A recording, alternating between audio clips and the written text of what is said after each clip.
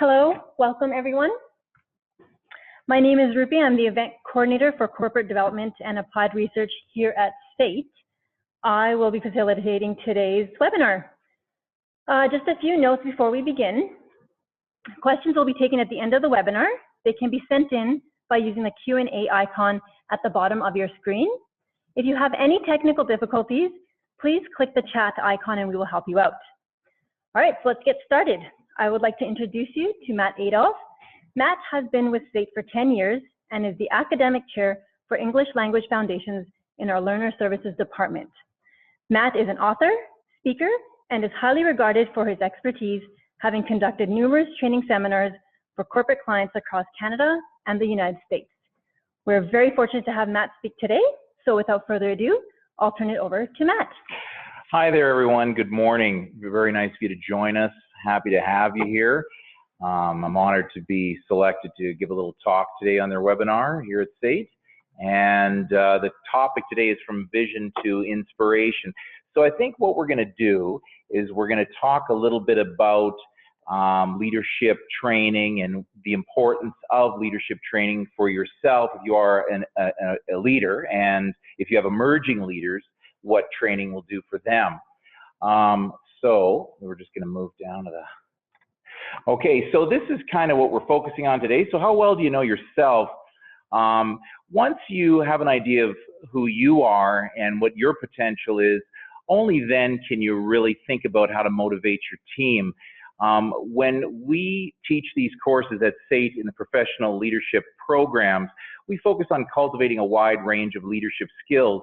But essentially what we're building is a concept of your own emotional intelligence.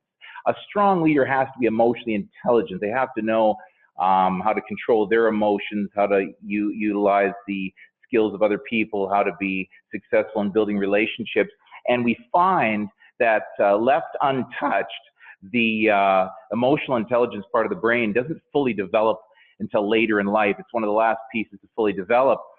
So, you know, I'll tell you a brief story. When I was a young individual I traveled down to New York City, and I met a professor, and I was talking to him. He's an older guy, an artist, and he just turned 50. And I said, wow, you know, it's you're getting to that second half of life. How are you feeling?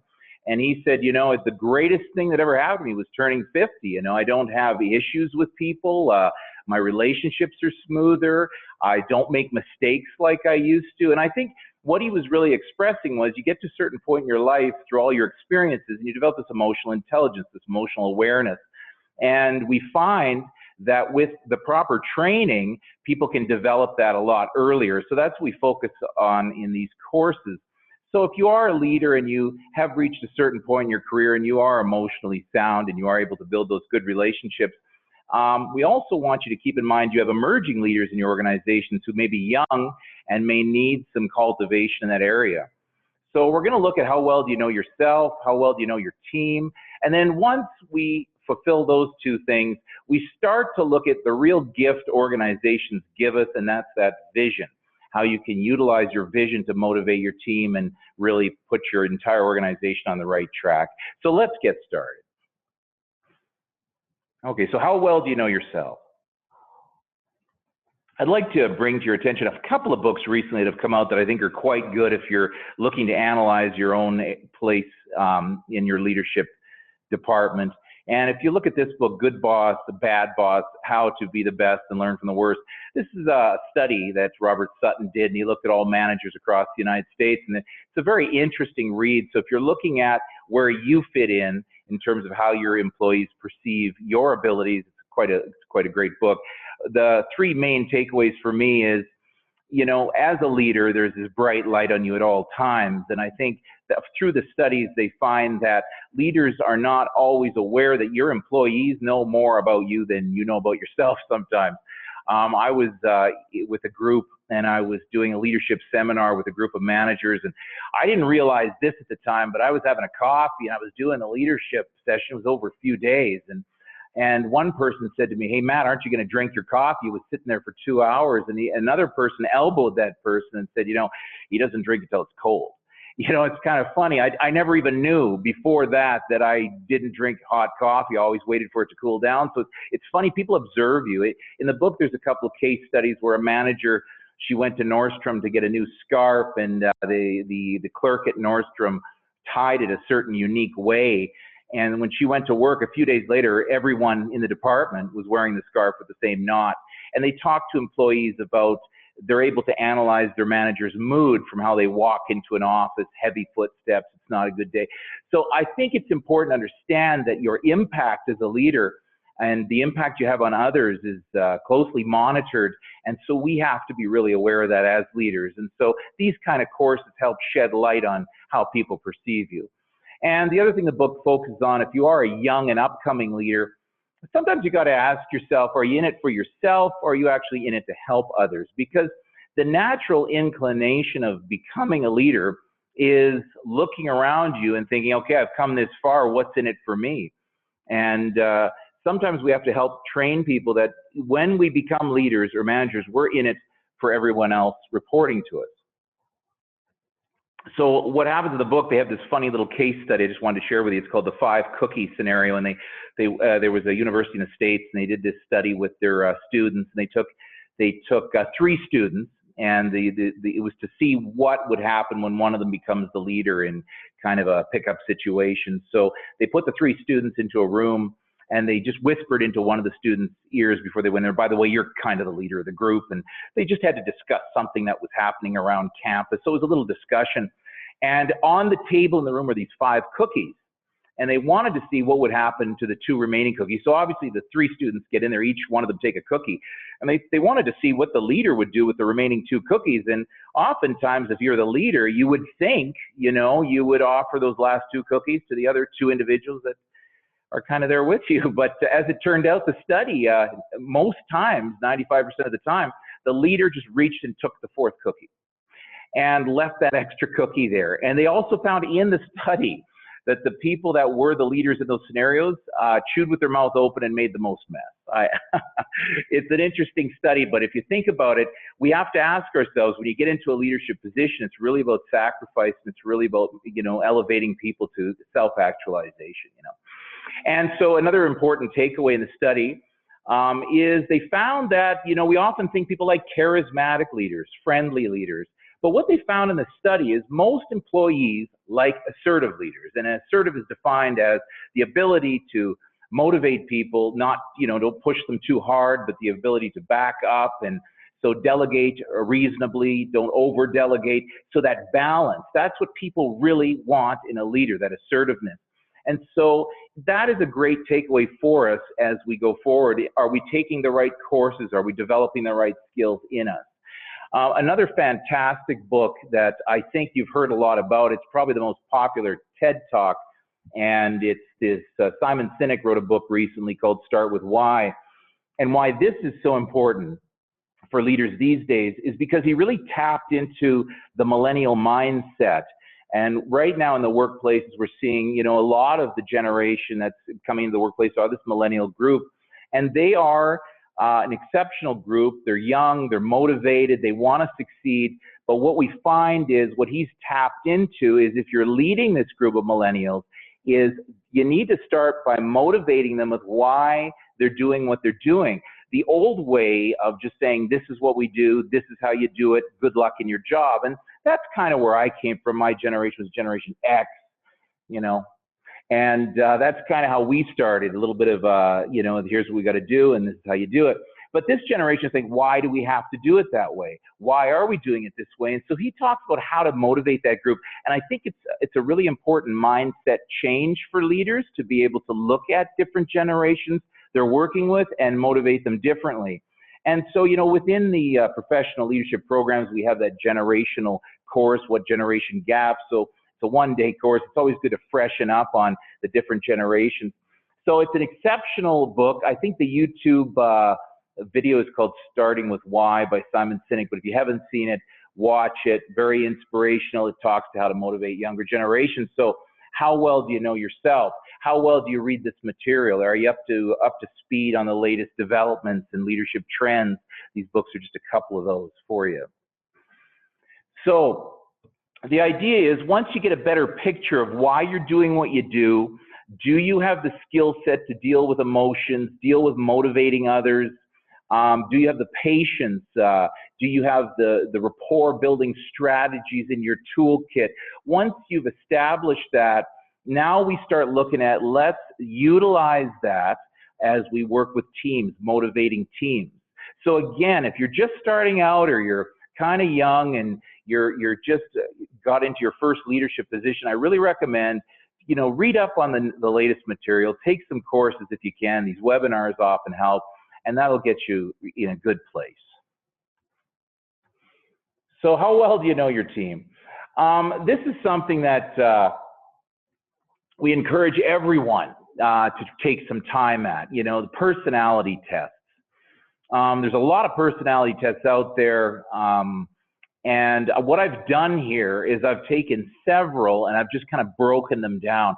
There's the Gregoric style delineator, there's the color test, the Myers-Briggs, there's all of those kind of tests, and essentially they come down to 4 different styles. Now we're not always in a box per se, we're sometimes a blend, but the thing is, why is it important to know personalities? Well, everybody is wired differently. Everybody has different needs, and you have to, as a leader, when you get to that level of human understanding, you realize that not one fit is for everyone. You have to adjust your method. So knowing personalities, knowing your own personality, knowing the personality of those working for you is just going to make your life a lot easier.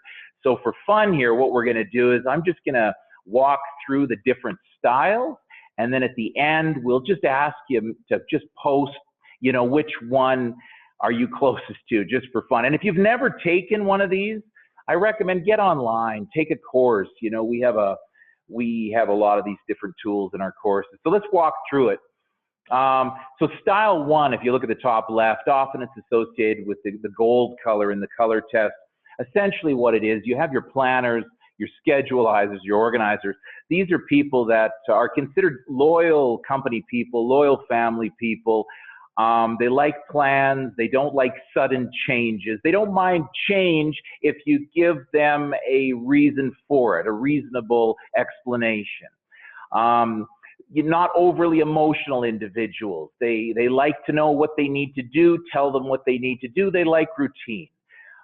So when you're managing this group, or you are this group, you're going to find those are the kind of employees that you probably like to leverage in your groups, because they understand your thinking. On the other hand, if you're not like that, people that are really, you might see them as, wow, they're so stuck on the small details. I wish they'd see the bigger picture.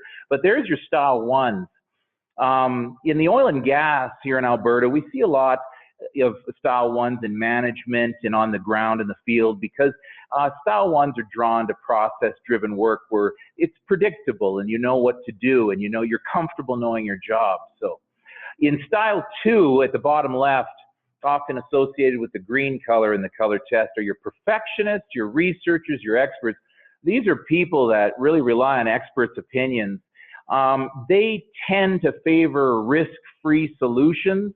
So people in this style, because they're researchers, oftentimes they're not always comfortable taking those sudden risks before they see the research. They have a hard time respecting opinions from people that aren't experts. Again, not the most, if you look on this left side, style 1 and 2, definitely not emotionally driven people, more factually driven, more process driven. So this side of things, sometimes, you might ask, like, so style 1, you'd say, how was your weekend? They might have had the greatest weekend of their life, and they might say, good, not bad. That's their expression. And sometimes when people come to my house, I got a kid that's style 1, and people say, well, what do you think of this? What do you think of that? And he says, good, and they laugh. They think, wow, that he's not saying much. Why does he just say good? Well, because he's a style 1, and he's actually expressing a lot of enthusiasm, just not maybe what you're used to. On style 3, on the top right there, these are your harmonizers, your humanizers, your empathizers. They like a little spontaneity. They come to work to build relationships. They don't they definitely, they're more big picture. They're not so concerned with details. So you can already see how they might conflict with style ones, because style one's very important, the details and the exact time, the exact specifications, whereas style three is, let's get it done by the end of the day, do whatever we have to do. And they're very much, they come to work to build relationships.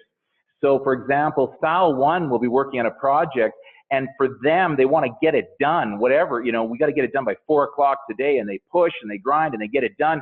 And versus style three, they realize they got to get it done, but they're really there to build that friendships with people in the process. So you can see how things are different. And style threes, they like a lot of feedback, like good work, nice job. They like those words. They like to get that positive reinforcement. Whereas style ones, they like a lot more specific feedback. If you say to them, good work, nice job, they go, wow, you say that to everybody. It doesn't really mean much to me. You know, it's for style ones, it's actions speak louder than words. Like for example, style three, over there in the top right, supervisors would give people lots of good feedback, versus style one, supervisors might show up with donuts and coffee. They don't say a lot, but the actions tell the employees that the manager really does care about them. So it's just a different way of processing things. And style four, down at the right hand, these are your innovators, competitors, and risk takers. These are the ones that like quick conversations, they do quick reads of material, they're not afraid to take risks, they run things as pilots, they say, how can we do things better, how can we get ahead? They don't mind to take a company into uncharted waters if the risk is going to be beneficial.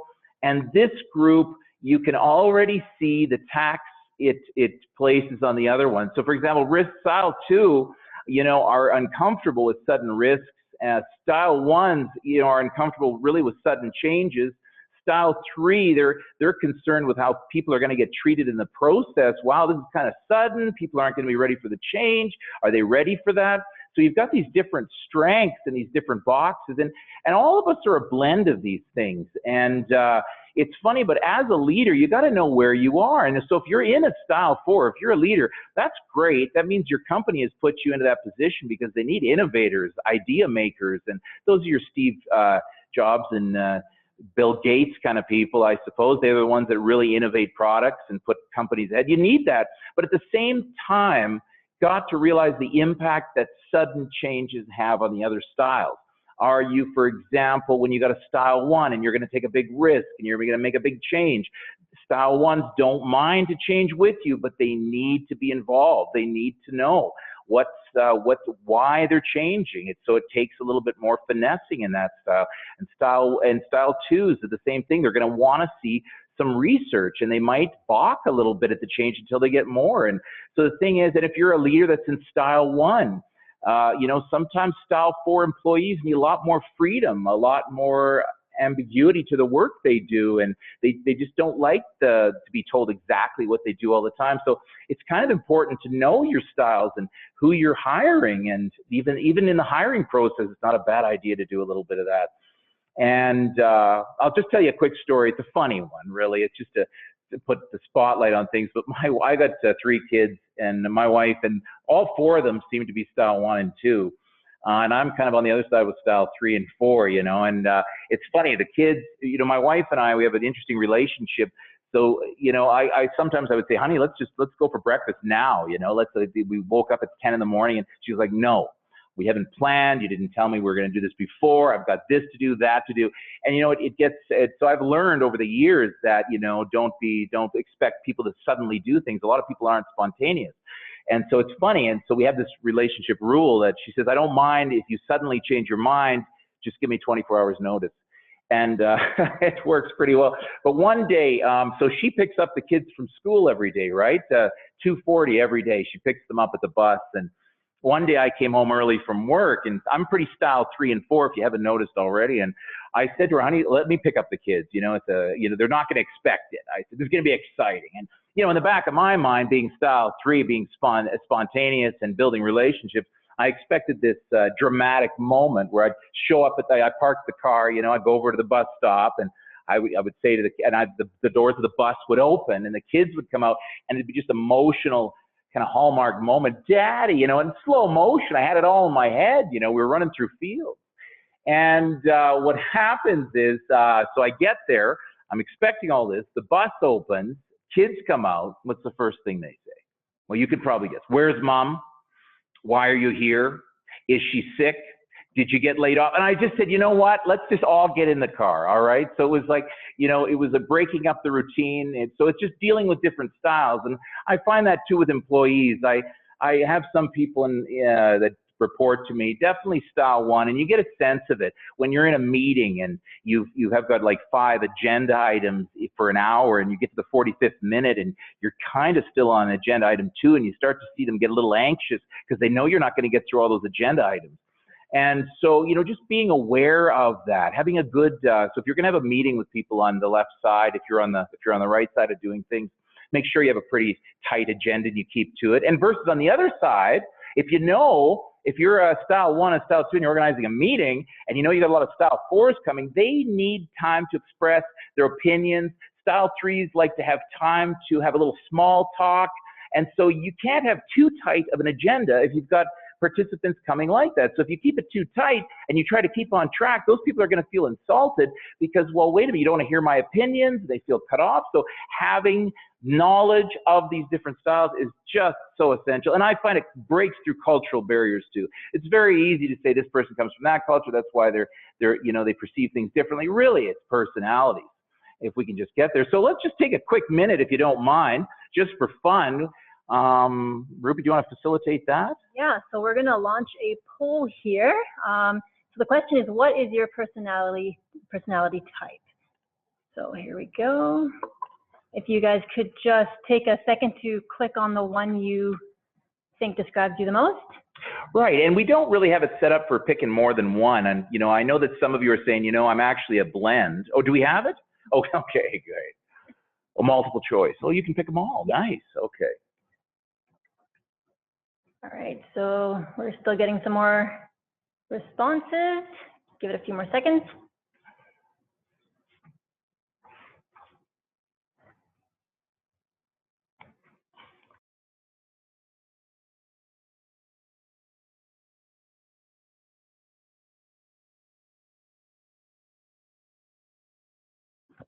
Okay, it looks like we're slowing down. So, oh, maybe 2 more seconds here. Oh, no, more answers coming in. All right, so you're seeing, yeah, there's a healthy blend there. And I'll share the results. All right. Yeah, so there's a healthy blend there, which is really awesome. And just the idea that, you know, just to know yourself a little bit and understand people. And yeah, so we have number 1 pretty high up there. So you can see, you know, if you are one of those planner or schedule organizers, you already know that where potential conflicts exist with others in terms of sometimes you're very specific with lists and sequential demands on things, and you're very specific, and that's okay, because the other side of it, you're excellent in terms of building relationships, staying with a company a long time. You know, you're committed to building relationships. Oftentimes they say number 1s have a great sense of humor.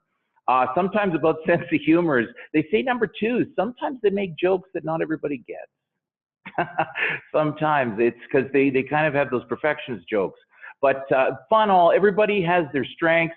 I wouldn't necessarily say weaknesses. I mean, we have challenges, things we got to work on. I know as a number 3, that's my strongest.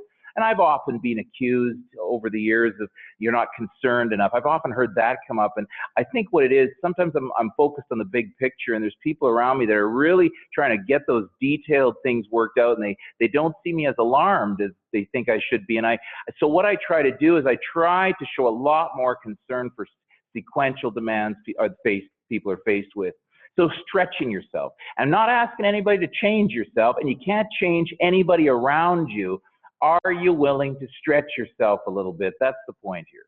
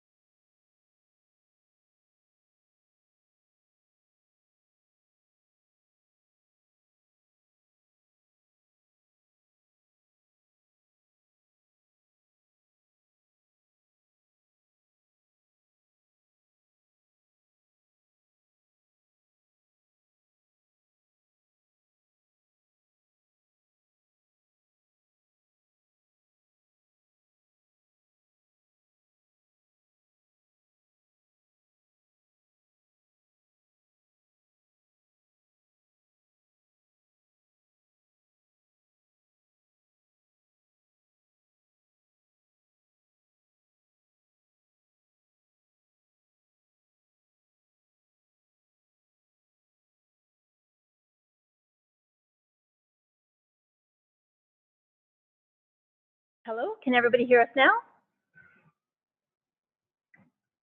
Perfect, we will continue. Sorry about that. Hi, everybody. Thanks for sticking with us. A little technical difficulty there. So when we look at these 5 stages, this is what leaders are faced with every day. You can go through several of these cycles a day. It's constant. Sometimes there's bigger cycles, but essentially this is how it breaks down. So when you get a new group, they start at forming, and forming is where there's a lot of perhaps some nervousness. People don't know each other very well. People aren't sure why you hired that person. When I used to do the job, it's kind of polite, but there's a little bit of hesitancy to accept a new change or a new movement. And what happens shortly after is this storming period where these different personalities, different styles start to clash a little bit. It could be small in some cases, or it could be quite large. And we've all seen relationships where people really never got out of storming. But the thing is, the storming stage is the role that the leader plays in that case is they listen to people, they try to sort out the differences, they try to get people back on track, and ultimately you want to guide your team back into the norming phase. The norming phase is also not where you want to stay, but the norming phase is where people are now working, they understand their roles, and they're putting in their time and they're processing what they need to process. And again, there's no storming. It's not an ideal place to be.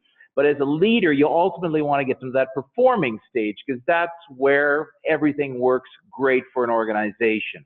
A performing team can do miraculous things. And as a leader, you want your teams performing. You shouldn't be satisfied with norming. You certainly don't want them in storming. So when you get in the performing stage, that's where team's high performing. There's a lot of synergy, you know, a lot of energy in the group. Everybody knows what they need to do. It's like they can think like each other. They can, one person says one thing, another person finishes the sentence. Great place to be.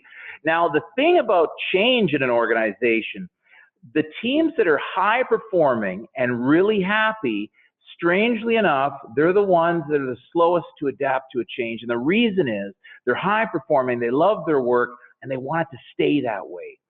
So a lot of leaders, they see that performing group and they think, man, these guys can take anything. I'm just going to throw a new idea and a new process. And then they realize that, oh my goodness, maybe they can't handle it. And what happens is, so you have a high performing team. And if a new person enters the group, there's a new process, anything new happens, the team always goes back to forming. So it's always going to go back to forming. So you can never expect your lovely performing group to stay there. You have to know that if a new person starts on Monday, it goes up to that forming stage. But you know, if you know this cycle, you can get people through it faster. And if you know personalities, for example, you know, maybe somebody in style 3 is overly concerned that the new person is not gelling with the group. And so how do you work with that person's emotions? So getting them to forming. And in the storming, people are going to be a little bit, but you get them back to norming and then performing. So that's the thing. Your team is always going to go back to forming. Tuckman brought in this 5th one called adjourning, which is genius. And the idea is this. As a leader, you have to anticipate that any small change, new photocopier, new coffee maker, new microwave in the lunchroom, anything might just throw your team into a forming stage.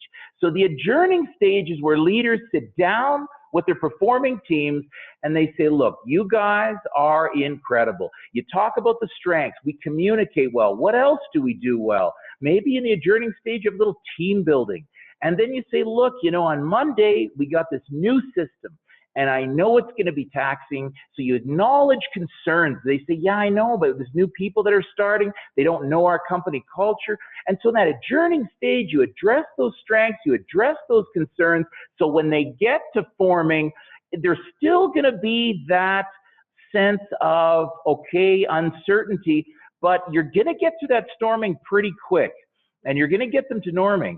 But that adjourning stage is key, you know, analyzing I think we just have to look at the Canadian national hockey team, you know, like when they get to the Olympics and there's that, you know, there's that forming stage where you got all these NHL captains from all their teams in that forming stage.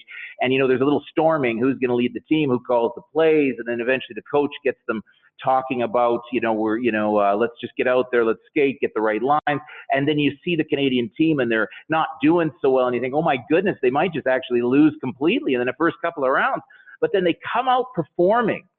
And the thing is, so the conversations at the different cycles are different too. Like forming, before you get to forming, you want to reassure them about their strengths and acknowledge their concerns. Storming, you just want to listen to them. You got to let one writer said it's like burping the baby. You know, sometimes people just got to burp, and you just got to give them a little tap on the back, let them get it out, and get them to the norming stage. And the norming stage is like, let's just try it out. Are you willing to try a pilot? We're going to try this for a little while. Let's just work with this individual. Are you willing to try? And if they say yes, I'm willing to try, the norming. To get them to performing, that's what we're going to get to next, talking about the company's vision. That's what gets them from norming to performing. So you know, in that locker room in the Olympics, you know the conversation that's happening with that coach. He's telling them, look, you guys are all skating, but we're doing this for the country. We're doing this for the fans. We're doing this for our national identity. And that kind of conversation gets the team to performing. And that's why it's important. They try to bring back the next coach for the next Olympics, because they know that coach can be involved in the adjourning piece and talk to them about, okay, last Olympics, what did we do well? And it's like, well, we did this well, that's right. And then he brings them into the forming stage, new players, a little bit awkward, and he can facilitate them through the storming. And then, you know, get to the storming, he says, okay, let's just play the game, let's get out there, do the lines, and then the performing. So having a consistent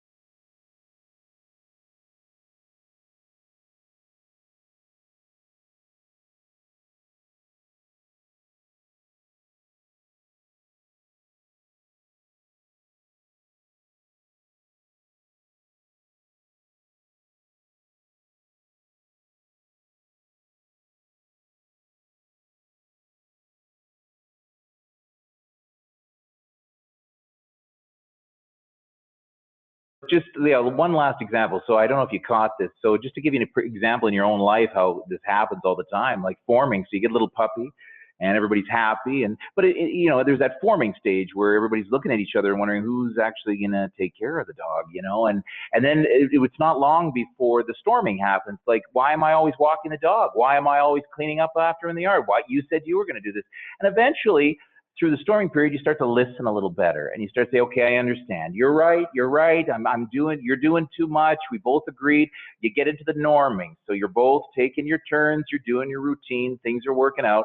And then eventually you're having a great time. You get performing. The dog's a part of the family, and everything's smooth. And what people do is then something new happens. Like you get a cat. Okay. And then it's always going to go back to forming. You think you can skip and just go all the way back, but it's not. That cat brings the same problems, the same discussion, the same storming goes around. You know, people that have kids, you know, you have a kid and it's the same forming thing. It's like, why am I getting up all the night to feed the child? Why aren't you getting up? And then it's norming, it's performing, a relative moves in. So it's the same in the workplace as well. But that adjourning piece, that's where the leader happens. That piece right there where you talk and you talk about the strengths, why you're performing, and what you're going to do to get back to that performing. But the next part we want to talk about is the vision. And the vision really comes into between that norming and performing.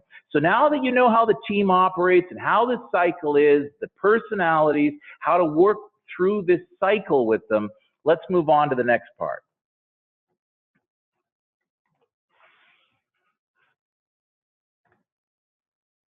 All right. So before we get to the next part, one more thing I want to share with you is that before we get into the vision, I just want to start off with this kind of story because I think it's really important that we take a moment and reflect on this. It's leadership is a choice. So when you step into the role, you have to be prepared to take everything with it. You have to be prepared to, to take the disagreements, help people work through things. You've got to understand that bright light on you and how you behave during work hours impacts people. Your emails that you send out, if they're not properly buffered and they're too direct, the impact that can have on one of your direct reports. So I just want to share a little story about emphasizing the idea that when we're leading a team through something, how you treat people in the process is almost more important than the end result. So this is a story back from the inventor of the light bulb, Thomas Edison. He's credited with the invention of this device, but there's a story that's really unique and interesting. So when they were under pressure to come up with the right elements to create the long-lasting bulb, so it was apparently quite a chaotic experience. They were working in a lab with engineers and scientists around the clock, a lot of pressure. They were trying a lot of different combinations, and it was incredible. You could just imagine being in that room if you could ever go back in time. But in that room was a small young boy that his job was just to sweep the floor in the shop. They brought him in just to sweep up. But he was just watching all of this with just so much excitement and enthusiasm. He couldn't believe that he was standing there watching these scientists work. So they were working around the clock for hours and hours. And that if they could produce that long-lasting bulb, what that would do for humanity. Well, the boy, they had finished one of the bulbs, and the scientists had figured this is it. This is the right composition. And they had a little testing platform. And the scientist said, let's put it on the platform, let's try it. And the boy had a sense that this was the one too. And the boy cried out, he said, stop. And they were all alarmed, and Edison and all the engineers, they looked at the boy and they said, what? And the boy said, can I put the bulb on the platform? And Edison said, okay. All right, let the boy put the bulb on the platform. So the boy put it on there, but before he could get there, he dropped it. He smashed the bulb. He was just nervous. His hands couldn't hold it. And all the scientists, the engineers were really upset. It was days without sleep and food, and they were just, why did you let that boy do that? The boy went crying out of the room, and he went running away, and they went back to work, and several hours later, they were able to get that composition back, and one of the scientists was about to put that bulb on the platform, and Edison said, wait. And they all stopped. What? And Edison said, somebody go get that boy. And so they went out, they found that boy, and they brought him back. And there he is, you can imagine, wiping tears off his eyes. And Edison gave him the bulb and said, now put that on the platform. And the beautiful message is, can you imagine, everybody's so focused on the end result. Everybody's so focused on getting that bulb in there, but how you treat people in the process is what you're really remembered for as a leader. And I just want to leave that with you and that little story. And as we move forward, I want to talk a little bit about taking this story and transforming it into kind of a vision. So impressing people, this is why we do it. This is why we're doing what we're doing. And so how do you align your team to the vision? So we all have these company visions, you see them on your business cards, and oftentimes, I don't want to put you on the spot, but when we do these courses and we talk to leaders in industry, sometimes we ask people, what's your vision? What's your vision statement? And there are times where people just, I don't know, and then they check on their phone. It's interesting, but oftentimes we're so busy with the work we do, are we really tying things to our corporate vision? Are we aware of what it is? And as leaders, that is the why we do things. At SAIT, we want to be a global leader in applied education, and we have a really good strategy, and we have a student success plan. And so we inspire everybody here at this organization. What can you do to get us there? What can you do in your capacity? And it's that conversation that inspires people to feel better about what they're doing. And I think all organizations try to do that. So the vision empowers people. It provides support and improves strategy for your organization. But let's talk a little bit about how powerful having that vision really is and why it's so important for you to bring it into your discussion, especially when you're trying to get your groups from that norming, performing, and then back around. Okay. So a couple of examples I think are kind of interesting stories I've picked up over the years, and one that I really found interesting was the Home Depot. So this is their statement, one-stop shopping for the do-it-yourselfer. You know, it's not that inspiring, but Home Depot has other things built into their vision. Like they have this vision is also to create a company that would keep alive the values, respecting customers, giving back to communities and society. And then they have this one thing in customer service, item number 6, it said the expectation that our associates will be there when the customers need them. Now, this is the vision of the Home Depot, and they inspire everybody in their organization from the office down to the floor that if you have a customer, you get them what they need and when they need it. And why is that important? Why is it to train people like that? You're not just working for a hardware store, you're working for an organization that serves people and gives them what they really need. So it's maybe not the most expensive wrench, but it's a wrench that's going to do the job. It's about the person. Well, this vision was put to the test in the most magnificent and tragic way on April 19th, 1995. This is when there was the bombing of the Oklahoma office building and in Oklahoma City. I don't know if some of you remember that. But it was just a tragic event. It was pre-9/11. It was the first major terrorist attack on American soil. But what happened was interesting. So Rich Lloyd was the district manager of Oklahoma City, and he just, the disaster happened. He picked up the phone. He phoned the community services director, Susan Apple, over there in Atlanta. He told her, I don't know if you've heard, we've had a terrible tragedy. Then he tells her, we have sent buckets, shovels, garbage bags, garbage cans, dust masks to the scene. And he said to her, so when the rescue workers arrive, they won't need anything. They'll have everything they need. And she never questioned it. It wasn't like, well, why did you do this? It was like, she understood, he understood, those are our customers in that disaster. And we have to do whatever it takes to serve them. And that whole organization sprang into that relief. And to this day, when there is a natural disaster, you're going to see those Home Depot trucks rolling in first. And I think this is what galvanizes your workforce. Everybody knows what they need to do, and they're inspired by it. And that's what we need to do as leaders. So people, when there is a tragedy or when there is something that needs to be done suddenly, our employees know what to do and how to do it. And they're empowered to do it. Visions give people freedom, they give people choices, and they give people permission to do the best thing for what we believe in. So a couple of other ones. Like, for example, there's a funny example in NASA. NASA does the same thing. They cannot function unless every aspect of their organization, every person working for them is on the same page. Everybody is working to increase the technology and the education and the innovation. And there's a funny story on the next, so John F. Kennedy visited the NASA Space Center in 1962, and he saw a janitor carrying a broom, and he said to the janitor, "What are you doing?" And the janitor responds, "Well, Mr. President, I'm helping put a man on the moon." It's a beautiful story. It's very inspiring to know that everybody. And so if you might be wondering, well, that's a cute story. That's from the 60s. How does it apply today? Or is it just one of those funny stories that got passed down? I have one for you a little closer to home. So I was doing some leadership training at the school board here, and their vision, I think they've adjusted it in the last year or so, but when I was doing that course a little while ago, their vision for the school board was educating tomorrow's citizens today. And these are their values: beautiful vision, beautiful values, students come first. And I was teaching a group of janitors some leadership skills, which I think is inspiring. That organization knows that they have to put these janitors alone in major high schools, so they want to make sure that they have those skills to be leaders. They have that emotional intelligence to deal with everything. I think it's a great leadership program, a great initiative.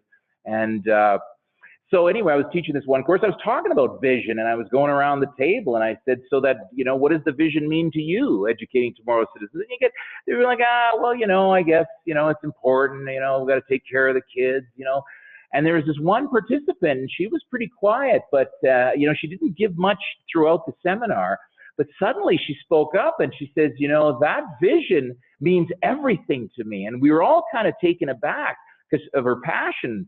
And she had said when she started working with that school board, she hated her job. She was cleaning toilets and mopping floors, and she would look at that vision and she would say, educating tomorrow's citizens today, more like cleaning up, you know, the crap of tomorrow's citizens today. And she would mock it, and she didn't like coming into work. And she had a leader. She had a leader that saw her in the lunchroom, kind of down about the work she was doing. And that leader said to her, you see that vision on the wall, educating tomorrow's citizens today? He goes, what does that mean to you? And she said, nothing. I just clean the floors. And he goes, no, you don't understand. He says, you know, he said, you know where janitor comes from? The word janitor comes from the ancient Latin word of gatekeeper. And that's why January is the first month of the year. The gates open, new year. But he said the gatekeeper, traditionally, they watch out for people. They make sure people are safe. That's what a gatekeeper does.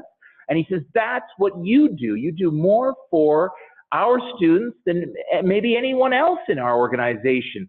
You make sure they're safe. You make sure their rooms are clean. You make sure that they're playing safely around the school. You know, and so you need to see value in that. And she said that transported her, just made her feel like, oh my goodness. And she said, I was no longer a janitor, I was a gatekeeper. And she goes, that transformed my life. And that's the power of the vision. It connects back to the why, but you as a leader have to know your vision, have to know the personality of the people that are working with you, and you have to be able to inspire them. And if you can start with that vision, and I think it's got to start in your orientations with new employees. This is our vision. Where do you see yourself in it? Not welcome to so-and-so company. This is what we do. This is how we do it. Any questions? You know, I really think there is an opportunity there for orientations to be a much more inspiring tool. Okay. So lead with vision. And some people say, well, Matt, you know, I don't know, my company vision isn't that inspiring, or some companies don't have one at all. And I think it's a great problem if you don't have one at all. I inspire leaders and organizations, say, you know what, build one and get everybody in the room, the entire company, and talk about what do we do well? What can we build on? What are our values? I think it's a great opportunity to build your team. And, you know, look deep, you know, for example, you know, like ours at SAIT is being a global leader, and that seems like really big, and it seems out of the reach of a lot of employees, but actually no, it's what can we do in your sphere? Like, what can you recommend? Like, maybe you work in the IT department. Have you seen some cutting edge technology that you think we should be employing? And we're here to listen to you because we want to be global leaders, and just inspiring everybody in every level of the organization, I think, is what it's all about. So lead with that vision, lead with that why. So, do you want to take over the poll? So we're going to launch another poll here. The question is, if you were to improve in one area, which would have the most impact? Let me launch that one. Okay, hi everybody. So we're getting to the end here, and so I'm happy to see that we're working on building our teams and getting them through those stages. So in short, here it is. We're going to get to a question period here in just a bit, but know yourself. Be the best communicator you can. You know, take some classes if you're a young and upcoming leader. If you are in a position where you're looking at a succession plan and you see some young people or some other people that want to step into the role, get them some courses, get them some training, get them some leadership, you have them attend these kind of things because they need to develop those skills. They can't just step into the role unless they have them. Know your team, motivate them with your passion. Be passionate. And sometimes as leaders, we get into a situation where sometimes you get into a rut where maybe you've lost a bit of that passion. Maybe you're dealing with so much change and it's taxing yourself. Well, take some courses, get in with some groups, you know, try to reignite your fire, and these classes help as well. And know your vision, align your vision of your organization to team so it's everybody's vision. And, you know, these are 3 takeaways I just wanted to share with you today. These are just some references we had going through some of the stories we had. And Nick Tassler there from Domino, The Simplest Way to Inspire Change. That's That's the book that talks about the Home Depot example. Very inspiring work. So thank you for joining us. This would be an opportunity to, if you had some questions, we'd be happy to field them here for you.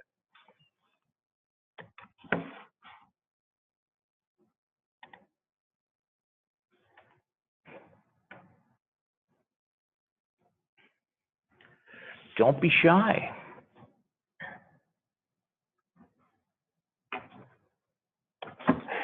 So one question from Corin is, do you have any specific leadership course that you can recommend for someone trying to take on a new leadership role? Well, sure. If you're in the Calgary area, and I'm sure they have this in different cities where you are, but I know at SAIT we offer the professional leadership programs, 2-day courses. It leads to a certificate, covers leadership, communication skills, emotional intelligence, a lot of good things. So I recommend check in with SAIT if you're local. If you're in other cities, your colleges probably offer similar leadership courses. We also have distance offerings. So, good question from Lindsay. What can you do if your leadership doesn't have a vision? You know, sometimes it just happens. Your company can have a great vision, and you notice at the top through several changes or policy changes, maybe your leadership is just, they're so focused on growth or organizational restructuring, you find yourself and your team struggling to find your own purpose. And I think that's, as a leader, where you got to sit down with your group and have that conversation and say, look, what are our strengths? What are we good at? This is our organization's vision, but we as a team have to decide why we're doing what we do and why it's important. So I think you've got to facilitate that discussion with your group. Matt, I have a question here via chat. At what stage should a coach in versus a coach out decision be more appropriately made? In terms of bringing in coaching in somebody versus coaching out a leader, would that be so in terms of, you know, like I'm assuming that question means coaching somebody into another role, like to take on other responsibilities, or maybe you want to do a leadership change within that particular organization. I think you got to sit down with that person and you got to talk to them and you got to figure out what they want. That's why we have performance reviews, right? And based on the performance reviews, we have to make those decisions. Okay. Which SAIT course covers the 4 personality types? In all the courses, there's a conversation about personality types. Definitely in the communication course, leadership course, you're always assessing in every course what your personality is and how it impacts. I think it's an ongoing theme that's well placed. I think Stuart says, I think that what is critical is being a good leader is not asking your team to do anything that you wouldn't do. I think it's a beautiful piece of advice, Stuart. I think, you know, what is that? Dumping instead of delegating, right, is key.